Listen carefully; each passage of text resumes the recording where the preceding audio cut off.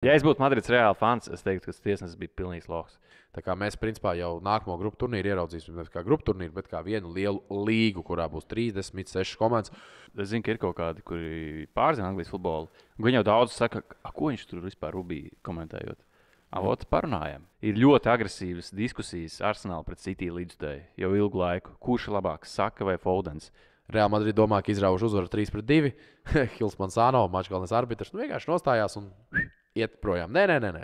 Un sākās nenormālākie tur kautiņi, grautiņi. Belingams dabūja sarkano, Rītgers arī kā sarkano, tur vēl tunelī, pēc tam viņi tur savā starpā vēl kaušies.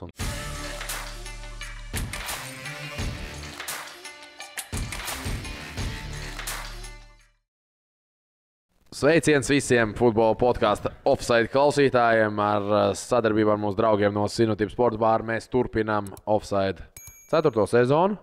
Kārlis atkal ir ieradies pie mums un ar Kārli, Anglijas Premjerlīgas ekspertu. Iespējams pat labāko Latvijā. Komentētāji? Nē, eksperti. Es īstenībā gribētu parunāt. Es zinu, ka ir kaut kādi, kuri pārzina Anglijas futbolu. Viņi jau daudz saka, ko viņš tur vispār rubīja komentējot. Avots parunājam. Vot man patīk. Šitas Kārlis sen nav bijis. Kārlim ir kaut kāds ego būs bijis. Kur tu iegriezies pēc tā? Tāpat. Tāds vienmēr mierīgs. Es saku, Kārlis vienmēr ir neitrālā Šveice. Vienmēr ļoti neitrāls, bet kaut kas ir noticis. Kāds uzbrauc? Nē, es muldu. Kāds Kārlis tur muldu? Viss kārtībā. Bet ir... Sen nav bijis neviens īstumā tāds komentārs par kaut ko. Pirmsākumos bija. Bet zini, kas Tev ir? Tev gan ir daudz sporta centrā. Ja? Varbūt. Bet zini, kas ir? Ir forši, es, piemēram, vakar braucu mājās no komentēšanas, un es kārtīgi reizi La Ligā nokomentēju kārtām ar šeit 4 vai cik tur spēles. Un es braucu, un es domāju, cik forši īstenībā ir komentēt vienu līgu visu sezonu, ļoti daudz spēles, un tu saproti, cik ļoti tu īstenībā sekojot līdzi, tu zini to drēbi. Nu, tad, kad es tiešām jau sāku orientēties tādās komandās kā tur, nezinu, Osasuna vai tur Kādīs vai citas komandas, Rajo un Almerija un tā tālāk, tad saproti, ok, ja tu tajās komandās orientējies, tu zini, kas plus-minus tur notiekās, kādas maiņas, tu zini, kādas spēlētāji nāks, un ķer beigo kaifu. Nerunājot vispār par tām augšgalu komandām, tur jau ar tām to ātri aprot. Bet šodien mums ir vairākas tēmas. Mums viena no tēmām ir UEFA Champions League formāts, kas tikko tika izziņots, bet, protams, tas ceļoja apkārt jau pirms tam. Mēs arī bijām runājuši vienā epizodē. Bet ļoti maz īstenībā saprata, kā tad īsti tas tur risināsies. Jā. Tāpat mums ir jāparunā par Manchesteras derbiju, kuru komentēja Latvijas labākais Premjerlīgas eksperts. Tā mēs varam teikt, jā. Un tāpat... Tu varēji uzlikt apakšā tekstiņu. Jā. Tu uzliks? Nē, beigais čekars. Montētājiem būs beigais darbs. Bet tāpat arī Real Madrid Valencijas spēlē bija skandāls, bet mums ir jautājumi.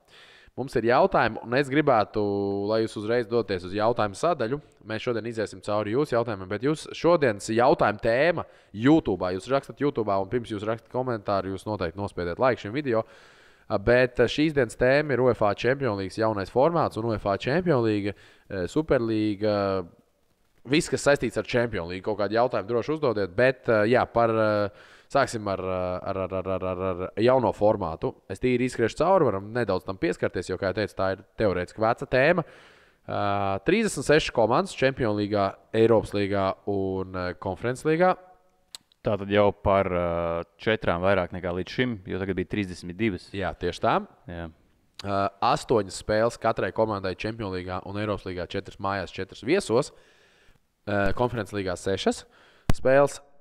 No 1. līdz 8. vietai komandas tiek play-offā. Tad, proti, kopā ir 36 komandas, kopā ir vienā līgas sistēmā. Visas komandas kopā noliekot no 1. līdz 8. vietai uzreiz automātiski iekļūst play-offos, jeb round of 16. No 9. līdz 24. vietai tiek izspēlēts knockout phase, kas ir play-offs, un no 25. līdz 36. vietai ir off. Turnīrs ir beidzies. Paldies. Atā. Visu labu. Jā, es vienīgais neiedziļinājos un varbūt nesapratu. Ir 8 spēles garantētās šajā līgā. Respektīvi, ir Manchester City. Pret ko būs tās 7 spēles? Priekš augšgalu vai apakšgalu? Nu, lūk, un tur attiecībā viņi spēlēs pret tām komandām, kas līgā viņiem atrodas blakām. Kaut kā sadalīs. Tur es neesmu tik dziļi iedzinājies, cik ļoti viņi tur sadalīs. Sākumā būs pēc tiem groziem, tos pretinieks sadalīs, bet pēc tam spēlēs pret tiem, kas ir līgā. Šīs ir tie jautājumi, kurus vēl ar vienu īsti tādam vienkāršiem, mēs arī esam vienkāršie līdzstēji no malas tā skatoties, īsti nav saprotams, jo dienas beigās šis viss izstāsta pēc kaut kur tādas citādāka veida UEFA Superlīgas. Jā, principā kaut kādā UEFA maisā ielikt Superlīga. Jā. Savā ziņā, jā. Bet ar vājākām komandām pāris. Tā kā Champions League, protams, ir šāda tipa formāts, kas tagad tiek mums prezentēts. Tas jau no nākamās sezonas, vēl mēs šo sezonu pabeigsim. Protams, sākam. Un play-offi pēc tam ir tādi paši kā līdz šim. Tā kā mēs principā jau nākamo grupu turnīru ieraudzīsim ne kā grupu turnīru, bet kā vienu lielu līgu, kurā būs 36 komandas. Bet tikmēr mums jāpieskarās ir tiem jautājumiem, kas tika uzdoti pēdējā epizodē. Un pirmais jautājums mūsu čaukā iet, Roberts prasa, ko domājat par zelta bumbas prognozēm šobrīd? Es domāju, divi kandidāti.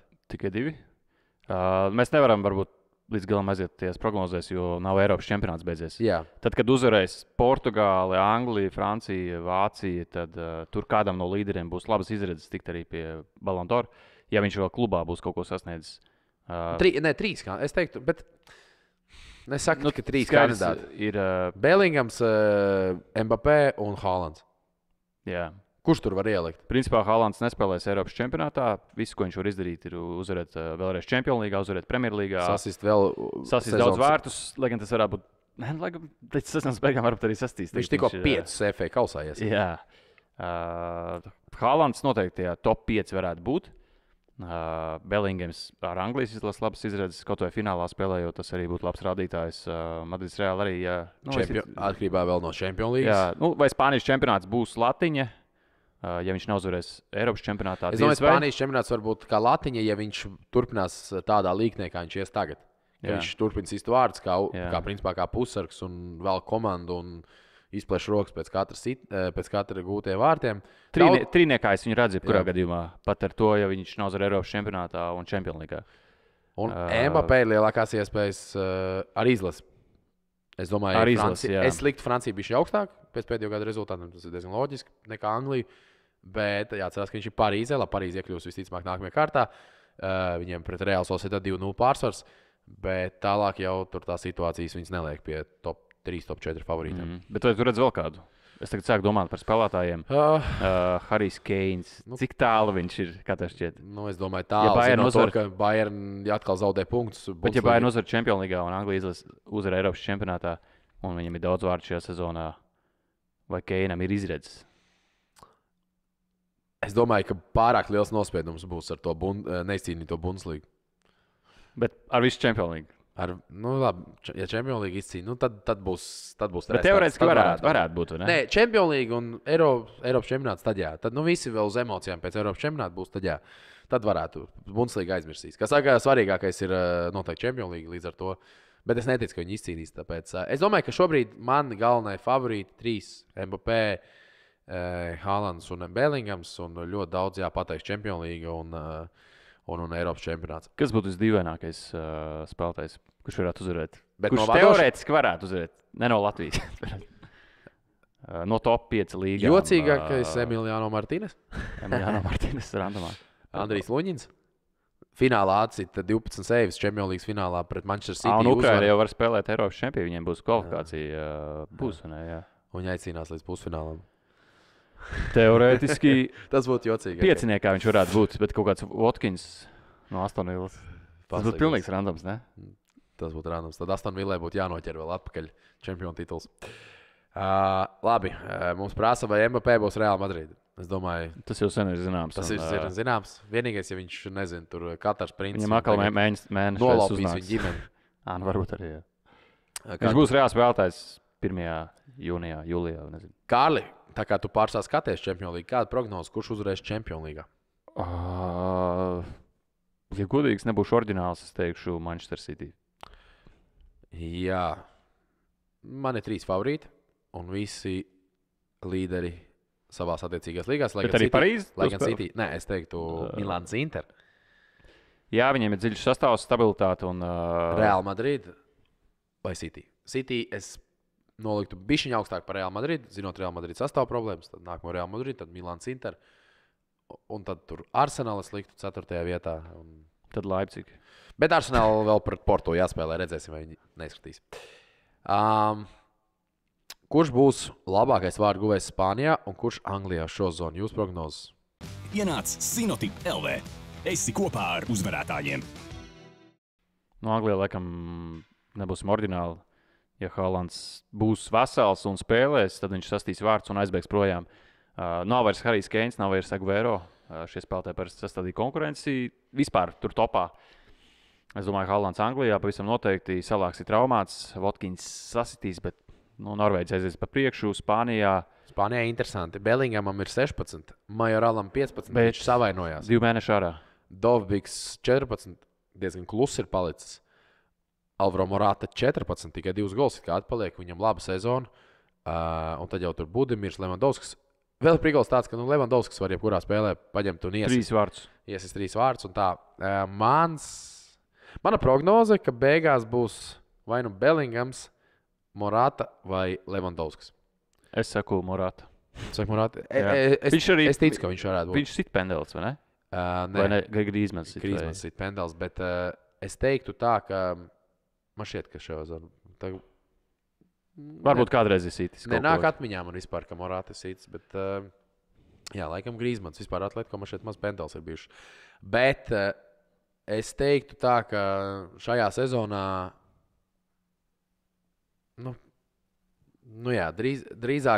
drīzāk tavs nosauktais Morata varētu būt nekā varbūt Levandovskis. Bet, kā tur atšķirība tikai 4 vārti. 4 vārti no Levandovska, kuram 12 un 16 Bellingamam, bet Bellingams ir pussargs nedaudz arī varbūt tās pieklusis. Bet Morata aizved savu karjeras sezonu, statistikas ziņā. Tā, kas mums vēl te pa jautājumiem. Jāni, ja tev ir augsta amata Čomigo 3, varbūt vari uzjautāt, vai nevar norganizēt Instant Highlights Champions League. Vieplay kādreiz bija, un kad reizē notiek daudz interesantu mači, tā ir bomba. Var uzjautāt, es pats agrāk skatījos tos Instant Highlights. Jā, es nezinu, kā tagad ar tehniskajām iespējām un tā tālāk, bet tā ir interesanta lieta, jā, kas daudziem patika. Arda Güler lielākais flops Eiropā? Absolūti nepiekrīt. Barcelonas fans rakstīja? Gan jau. Vai Atletico? Arda Gulers jauns čalis, savainots bija pusgadu. Es domāju, visi viņam lēnā garā uzticās. Real Madrid ieiet nav tik viegli. Pa cik viņi nopirka? Nebija tik trāk, man šeit kaut 3-5 miljoni. Okay. Tad šis flops. Pols Pogba dabūjis, jā, tas mums jau jāparunā. Mēs varam atstāt Polu Pogba nedaudz vēlāk. Pols Pogba dabūjis banu futbols 4 gadiem par dopingu lietošanu. Pēc jūsu domām, vai šo viņš varētu beigt savu futbols karjeru? To mēs izrunāsim pie social media talks. Ja es būtu Real Madrid spēlētājs pret Valenciju, tiesnesim kājas ieliekt, ja uzbrukums vēl joprojām ir procesā pretinieka laukuma zonā, un tiesnesis pats redz ar savām acīm, ka ir iespējams centrējumā, tad neuzskata, ka viņš tajā brīdī varēja ņemt švilpi mutē. Par to mēs arī parunāsim. Tam arī atsevišķa tēma. Bet pirms mēs runājam par Real Madrid tiesnešu darbībām, pirms mēs runājam par Polu Pogba, mums jāparunā par vienu svarīgu lietu. Un tas ir Manchesteras derbijs. Kārlis, tavs pārdoms. Manas pārdomas, es redzēju spēlē visu, uz ko es biju gatavojies. Pirmkārt, ka Rešfords iesit vārtus kārtējos, viņam 5. vārti jau Manchester derbijos. Es nebiju gaidījis supervārtus. Es prognozēju sev City uzvaru kā 90% Latvijas iedzīvotāji visticamāk. Bumbas kontroli tuvu 80 pret 20. Sitieni 28 pret 3. City bija vairāk sitieni spēlē nekā bumbas kontroli. United kontroli bija 26%, bija 27 sitieni pa vārtiem. Tas bija kosmos. Viens no nospiedošākajiem derbijiem, kāds ir bijis. Un, zin kā, es jau esmu daudz kritizējis United pirms lielajām spēlēm, pēc lielajām spēlēm. Un es zinu, ka ir tie pubi Latvijā, kur tie United fani savācas pirms Manchesteras derbija. Un tur šī būs mūsu diena. Rešfords, hat-tricks. Bet dienas beigās vienmēr City paņems. Ar rētiem izņēmumiem City paņems. Ja vēl Rešfords būtu apstrādājis bumbu un aizskrējis izgainā un dabūjis 2-0, tad vēl viss kaut kas varētu būt. Viņam bija tur īsumā pāris labas tādas iespējas pretbrukumi. Fodens, Jēziņ. Kas par spēlētāju MVP vienkārši? Haalands, par Haalandu. Pusmetru neiesit. Jā, no pusmetra pārsit pāri. Viņš parāda, ka arī cipelnētieši pārsit pāri. Jā, un bija ieraksts BBC, kad Haalands vienreiz no 100 momentiem neiesitīs tādā veidā. Un Rešfords vienreiz no 100 iesitīs. Tā ir perfekts salīdzinājums. City skrien pakaļ Liverpoolai. Liverpoolai sarežģīta uzvara 98. minūtē pret Nottingham Forest, kur arī uzskrēja laukumā tur tas grieķis, bet īpašnieks. Tur uzskrēja visi, tur sarkanā kartīte tika parādīta, jo tiesnesis tur it kā nepareizi pieņēma lēmumu. Iepriekšējā uzbrukumā neiedeva bumbu Nottingham Forest, bet tā deva Liverpoolai. Bet, Liverpool kuro reizi jau kompensācijas laikā paņem 3 punktus, un jāsaka, tās komandas, kas izrauja kompensācijas laikā uzvaras, tās spēlē kā čempioni. Vienmēr tā ir bijis visās sezonās, kas uzvar. Viņai izmoc tās uzvaras, un es joprojām redzu Liverpoolu kā čempioni, bet nākamā svētdien Liverpool City. Liverpool City, kurš komentēs? Kārlis Kregers. Anglijas Premjerlīgas eksperts, kā mums te viens stāsta, Kārlis Kregers. Es teikšu tā par Fodenu, tu pieminēji Zelta puisāns, arī gūs super vārdus. Fodens, Zelta puisāns. Fodens ir Viņu saukā pa Angļu Messi, starp citu, jau gadiem. Fodens ir viss, ko Manchester United fani teica, kas būs Rashfords. Jā. Rashfords ir United akadēmijas futbolists, Fodens ir City akadēmijas futbolists. Rashfords savā debijā, pirmie 2 gadi viņam bija fantastiski. Viņš tur ienāca, tur zelta puisāns. Arī iepriekšējā sezonā 30 vārtus. Bišķiņ uzliesmoja. Bet dienas beigās viņš visu karjeras gaitā ir bijis tāds amerikāņu kalniņš. Kaut kur bijis, kaut kur nav bijis, kaut kur ir bijis. Fodens sāka lēni, ieskrējās, un tagad mēs redzam. Un, manuprāt, tiešām Fodens ir viss, ko United fani domāja, ka tas ir nākamais superstars. Es teiktu, tā Anglijas ilsē šobrīd ir pāris pozīcijas, kuras tu vari pateikt, ka tas čals būs pamatsastāvā. Fodens, Bellingams, Keins, un es teiktu arī Saka. Nē, Saka, jā, bet te ir tas interesantais. Sociālajos tīklos no visiem mums šīstu, bet tad ir Garets Southgates, kurš paņem Saka ieliks vēlreiz aizsardzībā. Varbūt viņš ieliks, bet ir ļoti agresīvas diskusijas Arsenal pret City līdzutēji jau ilgu laiku. Kurš ir labāks, Saka vai Fodens? Un tagad tās diskusijas ir pārgājušas uz Anglijas izlasi. Viņi abi principā spēlē vienā pozīcijā. Abi ir ļoti labā formā, un tev jāizvēlās, kurš spēlēs. Lielākais pluss ir tas, ka Fodens var spēlēt arī vidējā līnijā. Viņš var būt kā Bernardo Silva spēles veidotais. Un Saka var spēlēt kā aizsargs, pusaizsargs, principā visur. Un tad ir jautājums, kurš spēlēs tajā malā. Es domāju, ka viņš liks Saku labajā malā un Fodenu vidējā līnijā blakus Bellingamam un Raisam.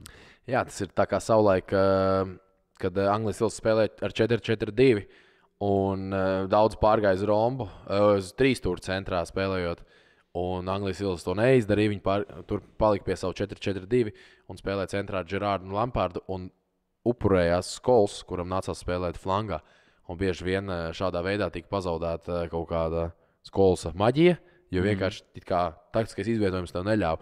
Un es esmu klausies daudz tur arī tā laika futbols, kur viņi spļaudījās par to, kā viņas tur Svens Gunārs Eriksons, tāpat arī pēc tam Kapelo neļauj spēlēt futbolu, ko jau mūsdienās citi tur klubos spēlē, bet Anglijas ilsē viņi palika pie savu 4-4-2 ar Pīteru Krauču un Veinu Rūnī priekšgalā. Tā ir, jā. Runājot par Skolsu, kurš ir rišs.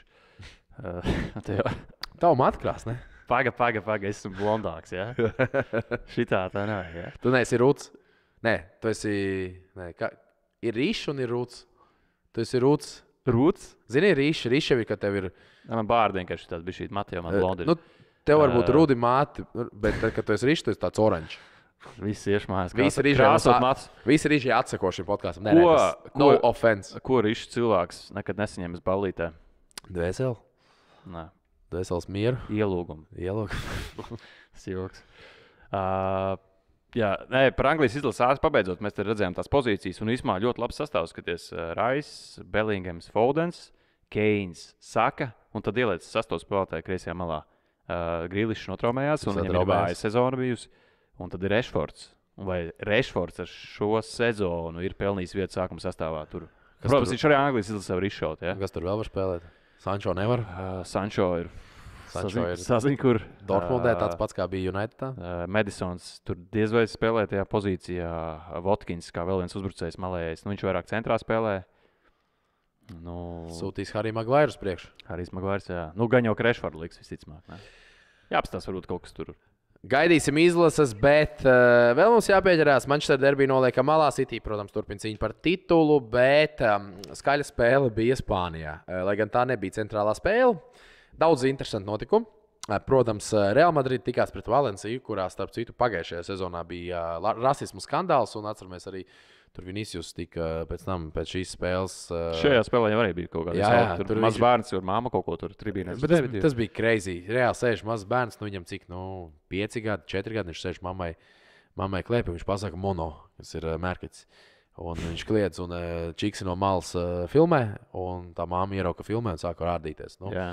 Bet tas bērns nekad neiemācītos to, ja kāds pieaugušais. Protams, rasismu iemāca, un tas ir absolūti.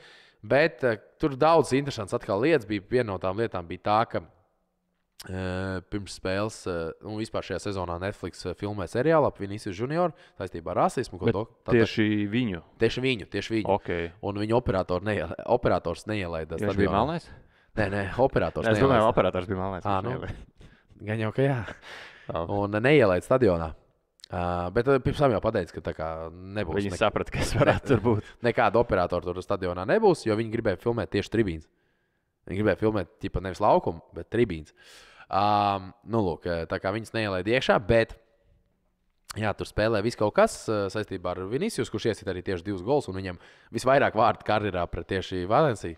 Bet labi, par futbolu un par provokācijām, par to viss noliekam malā. Tur daudz mēs esam runājuši par Vinicius, ka viņš provocē, viņu provocē, un tas ir futbols, tās emocijas, tas viss mums patīk. Bet svarīgākie notikumi risinājās beigās, kad kompensācijas laikā tika piešķirta pendela uz Real Madrid vārtiem. Viņa pareizi tika atcelta, jo tur tik tiešām pendela nebija. Ugo Duro vienkārši paslīdēja, tā bija acīm redzama kļūda. Tiesnesis atcēla, bet kamēr viņš skatījās, tikmēr pagāja jau 2 minūtes, kurus vajadzēja kompensēt. Ir stūris sitiens, Real Madrid izpilda stūri. Bumba nonāk flangā, tiesnesis samikstinās, ieliek svilpi mutē, nesvilpi. Seko centrējums, Brahims Dias centrē. Tajā brīdī, kā viņš sit pa bumbu vai burtiski sekundi vēlāk atskan svilpe. Tad principā centrējuma brīdī, jo sitiena brīdis vai metru no bumbas arī ir centrējums. Atskan svilpe, neviens viņu to svilpi neņem vērā, bumba iet gaisā, Belingams uzsit, gols. Real Madrid domā, ka izrauž uzvaru 3-2. Hils Mansano, mačgalvenais arbitrs, vienkārši nostājās un iet projām. Nē. Un sākās nenormālākie tur kautiņi, grautiņi. Belingams dabūja sarkano, Rītgers arī kā sarkano, tur vēl tunelī, pēc tam viņi tur savā starpā vēl kaušies. Visi melnē sarkanos. Jā, sarkanās dabūja. Un absolūti tiesneša kļūda. Vai nu tu svilpi pirms tam, vai arī pēc momenta. Nav pa vidu. Jā, bet interesanti, ka noteikumos īsti nav atrunāts. Principā, jebkurš kompensācijas laiks, man teikt, šodien bija Lutona Manchester City. Es sen nebiju redzējis, ka tiesnesis nosilpja spēles beigas. Tas pārliecināts, ka nav atrunāts? Jā. Paga. Vai tiesnesis nedrīkst pārtraukt spēli, kad viņš uzskata, ka ir jāpārtrauc spēle? Tas ir jāpārbauda. Noteikumos. Man liekas, kompensācijas laika jau beigās izšķirt tāpat tiesnesis. Viņš var. Bet varbūt uzbrukuma veidošanas daļā viņš nedrīkst. Bet redzot, cik bieži bijuši gadījumi, ka tiešām tur izies 1-1 un norāja. Es redzu, ka Trēmans arī Cristiano Ronaldo spēlē toreiz norāva izgājienu. Man liekas, viņi tā kā drīkst apturēt. No otras puses vienkārši jāskatās, vai tas ir ētiski un profesionāli, ka viņi to izdara. Es domāju, ka viņi to drīkst darīt, bet otra monētas puse. Nerakstītē likumi. Jā, nerakstītie likumi. Jā. Skaidrs, ka, kad bumba bija gaisā, netika nosilpts pirmais signāls. Jā, tas bija līdz ko pieskārās bumbai. It kā, jā. Bet arī tur tie video ir interesanti. It kā ir daži Valencijas spēlētāji, kas līdz galam nocīnījās, un tad bija kaut kādi 2. Protams, kas tu dzirdēji. 2-3, kas bija tuvāk, kas vienkārši jau vispār neko nedarīja. Jā. Viņi jau atslēdzās. Šī tā situācija, kuras arī nevar pateikt, kad tiesnesis ir pilnīgs loks. Es nedarītu tā. Ja? Viņš ir pilnīgs lohs. Labi. Tas ir spēles menedžments. Tas ir, bet, protams... Vai nu pirms, vai nu pēc. Pa vidu nē. Vai nu pēc momenta, vai arī pirms momenta. Ja es būtu Madrids Reāla fans, es teiktu, ka tiesnesis bija pilnīgs lohs. Es zinu, ka tu izgrasīsi tagad, kad es saku, tiesnesis bija pilnīgs lohs.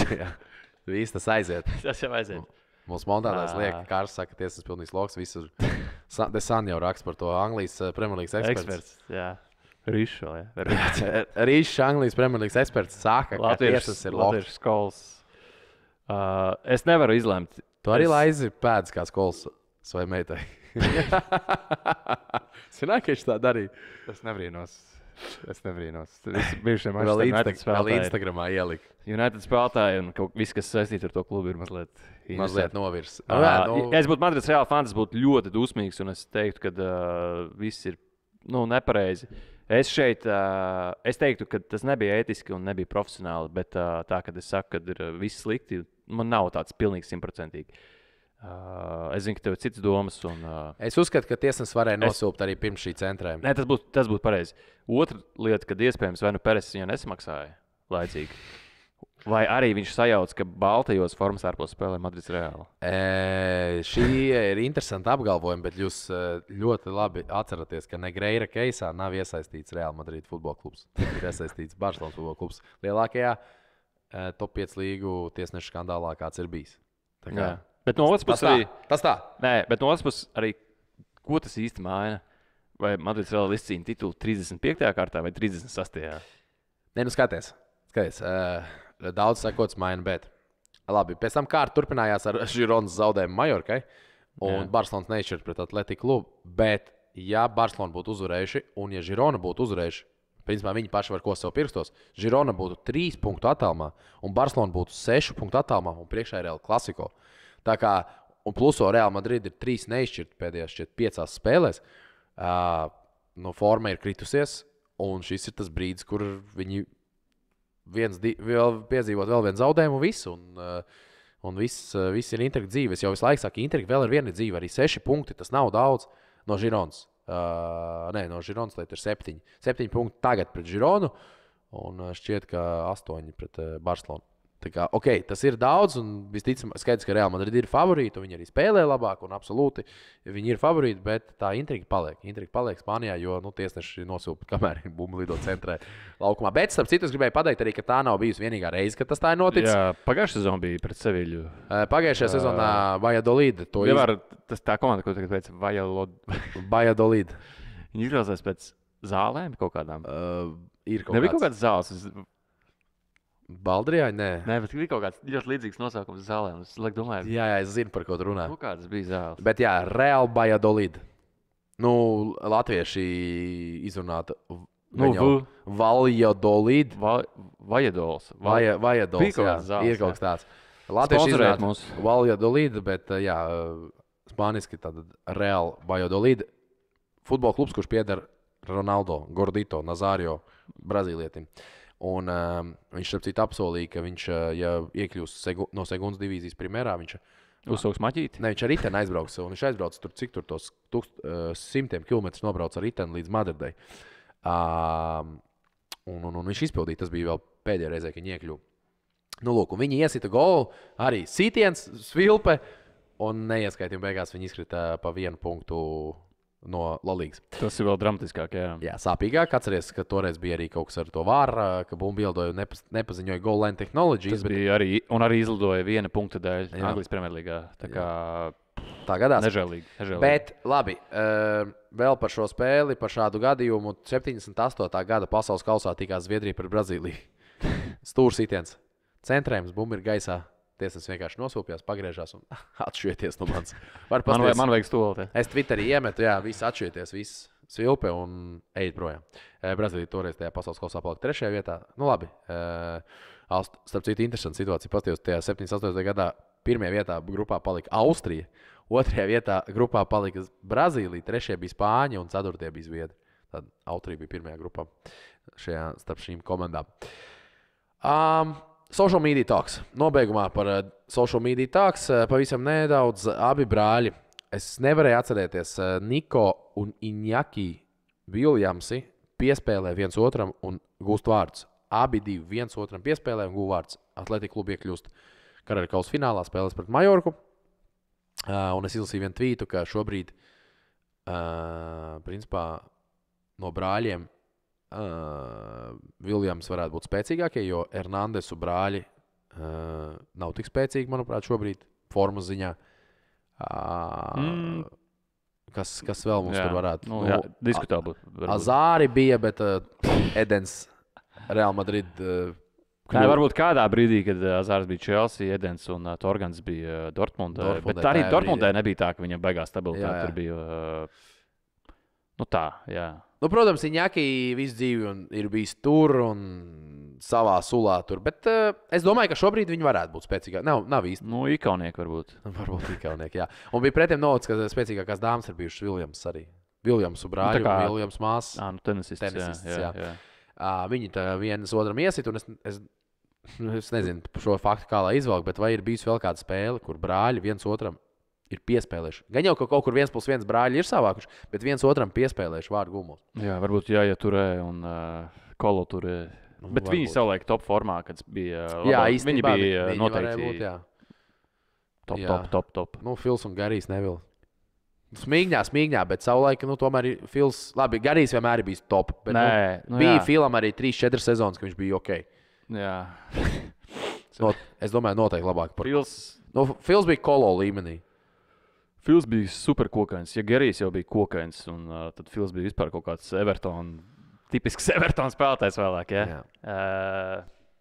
Bija labs līmenis, bet nevienaks vairāk. Tad vēl ir viena lieta. Savijo guva vārds pret Rajo, neguva uzvaras vārds. Viņš novilka krēklu. Žironas futbolists. Saņem par to dzelteno kartīti. Kā tu to skaties? Mičels Sančes, komandas galvenais treneris, bija ļoti dusmīgs. Viņš novilka krēklu, viņš guva vārds sezonas vidū pret 14. vietu. Un skaidrs, ka svarīga spēle sezonas kontekstā, bet viņš neizrāva uzvaru pirmām kārtām. Un viņš dabūja dzelteno un vēl līdz sezonas beigām jāspēlē daudz. Pagaidām viņam ir kartīšu limits sasniegts? Pagaidām nē, bet viņš vēl sasniegt. Tas ir dīvaini. Tas ļoti dīvaini. Ja izrauj uzvaru kompensācijas laikā vai iesit uzvaras vārdus, vai iesit tur šķērīti, es saprotu, ka spēlētājs varētu novilkt kreklu.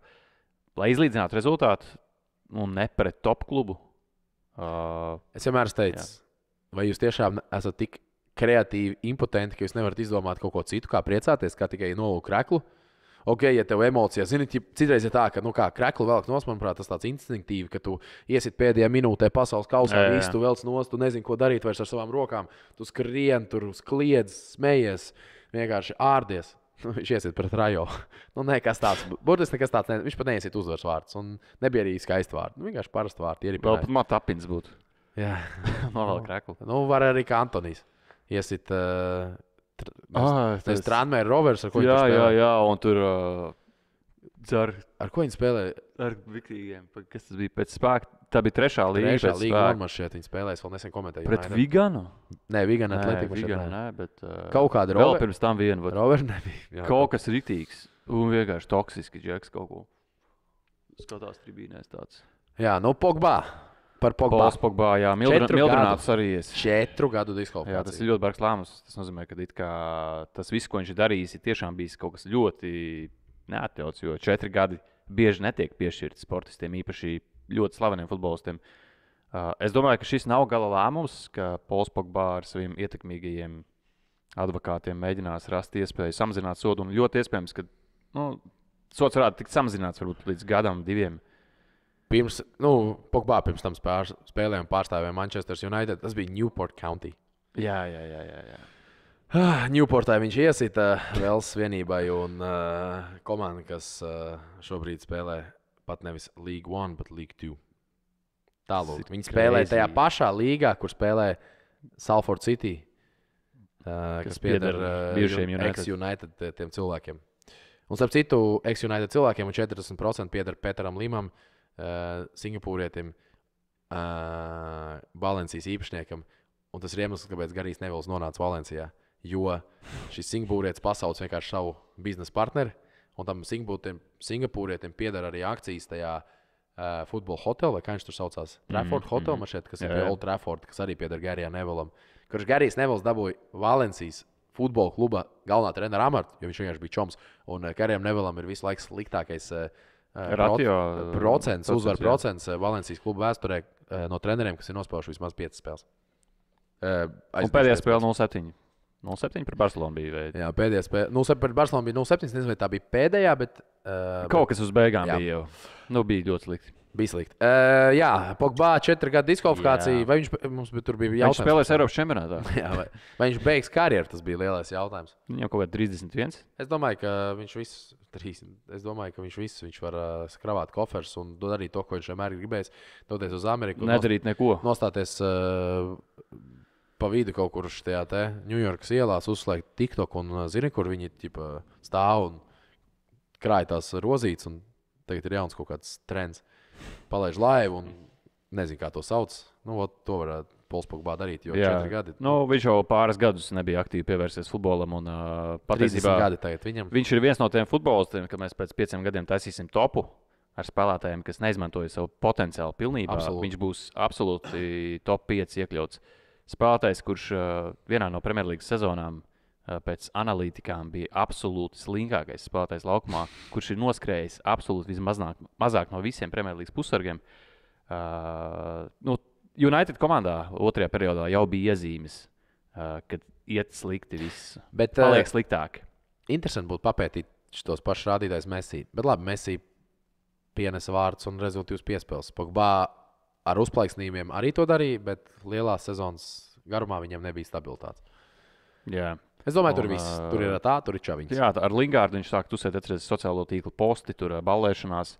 Pat pēc zaudējumiem derbijā Džeki taisa tiktokus vai ko tur un liek priecīgas bildes. Tā attieksme nebija profesionāla un tas ir loģisks. Es nezinu, vai tu klausies. Es klausos vienu podkāstu, man ļoti patīk Stick to Football. Tur ir Garijs Nevils, Karagers, Ians Vraits, Rois Kīns, un viņi uzaicina viesu. Un nesen bija Veins Rūnijs, un Veins Rūnijs stāstīja par pēdējo sezonu, kad viņš bija Unitedā. Viņi tikko bija zaudējuši spēli, viņš tur sarūktināts ienāk, un viņš teica, ka kultūru to vairs nevarēja pamainīt, jo tur vienkārši esot bijis kaut kāds Jesse Linkārds un Pogba vienkārši esot dejojuši ģērbtuvē, un esot bijis kaut kāds, jā, tas viens tas video, kas esot parādījies un kas sācies, un ja mēs to uz ārā esam redzējuši, iedomājamies, kā ir iekšā, Rūnijs atnāk, viņš ir tur kopš 2004. gada, viņš zina, kā ir jāuzvar Anglijas Premjerlīga, kas ir standarti, un te čaļi vienkārši pēc zaudējuma. Let's go. Antonijs iesit Newportai no League 2, un kā viņš izdarīja? Man liekas, Dzērtēji. Viņš varēja vēl uzpīpēt. Tie ir tie standarti. Bet Pols Pogba arī piemērs, kāpēc Mourinho un Sērs Aleks Fergusons, divi top treneri, saskatīja viņā problēmas, un Mourinho izteikti agresīvi vērsās arī medijos pret viņu. Mourinho tikko bija fantastisks intervija ar Rio Ferdinandu. Noskatoties arī to, es sūtu tikai citur projām no šī podkāsta. Rio Ferdinands uzaicināja, precīzāk, Rio Ferdinands aizbrauca uz Lisbonu pie Jose Mourinho. Viņš teica par United visu kaut ko labu stāstīja, bet viņš pateica vienu lietu. Viņš pirms ievada jaunas lietas, proti jauns spēlētājs, viņš tā tēlēni izteicās, sākumā vajag vecās mēbeles izmest ārā. Jā, es dzirdēju to interviju. Šis bija ļoti labs. Ļoti labi. Un tas ir, manuprāt, vienmēr bijis Unitedā problēma, ka daudz skatās uz transferu window, bet viņš jau nopirka Fredu, viņš jau nopirka šito. Jā, bet tur palika visi vecie. Pogba turpināja visas problēmas taisīt, Lingards taisīja problēmas un tā tālāk. Lūk, šaus. Man liekas, viņš ienīd viņu. Es gaidu, kad Mourinho to atzīs. Es domāju, vairāk Pogba. Šovu mazāk, es domāju. Viņš bija viena no tā bēnbelēm, ko es sapratu arī. Un Zīgs man ļoti patika no Tottenhams, kur viņš pateica Mourinho, ja es ar jums vairs neriķināšos, jūs to zināsiet. Jūs pirmais to uzzināsiet no manis. Tas nozīmē, ja viņš tev visu laiku pisina, tad varbūt īstenībā tu viņam vēl rūp. Man tā arī viens treneris pateica. Tā māc būt, jā. Ja es tev kliedzu virsū, ja es no tevis prasu, tad viņš vienkārši grib ja es tevi ignorēšu, tad ir sūdīgi. Tā kā tāds mums jaunums pasaules futbolā. Sagājām līdz šodien, kad iznāk ir UEFA Champions League. Nākamā nedēļa mēs jau zināsim pirmās ceturtdaļfināla komandas. Jā. Mēs jau parunāsimies par ceturtdaļfinālu un par gaidām UEFA Champions League spēlēm. Tā kā doties uz komentāru saļu, rakstiet par UEFA jauno formātu un varat arī par Champions League šī brīža situāciju rakstīt. Tā kā komentāri tikmēr Kārlis un Jānis no jums atvadās un saka tā. Čau!